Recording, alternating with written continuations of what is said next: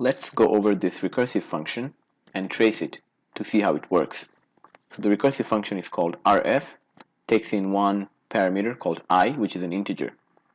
And the values of I, j, and k are given here. So first of all, I is passed, which is 4. It checks if I is greater than 0, then it goes over here. So the function calls itself, and we have 4 minus 1 times 3 plus 3. So basically what you have here is the function calling itself with the parameter 3. Then it checks again. 3 is greater than 0, so it goes over here again. And it calls itself.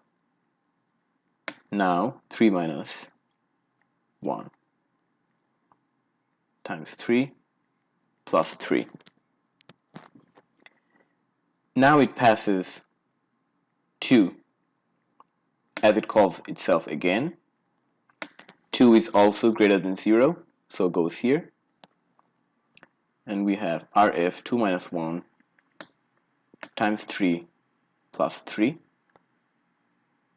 Now it passes 2 minus 1, 1.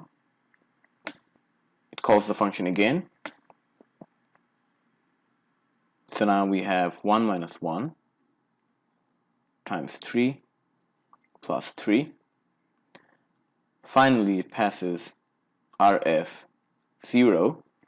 So this is no longer true, so it goes here and returns 1.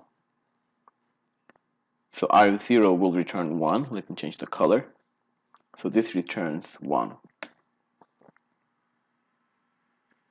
So here you would have 1 times 3 plus 3, which is 6. 6 returns here. Then you have 6 times 3 plus 3, which equals 21. 21 is returned here, which gives us 21 times 3 plus 3, which is 66. And finally, 66 is returned here. So we have 66 times 3 plus 3, which is 201. So when this code is executed and the function is called here, the value of x would be 201. Let us check the code in code blocks.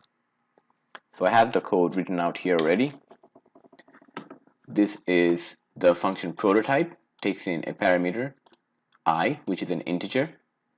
We have 3 global variables, I, j, k. So all these variables are available everywhere in the program. This is the function definition, and this is the main function. So inside the main, we have an integer x, and the function is called here, and the return value is stored in x. And at the end, we just print out the value of x. Let's compile and run.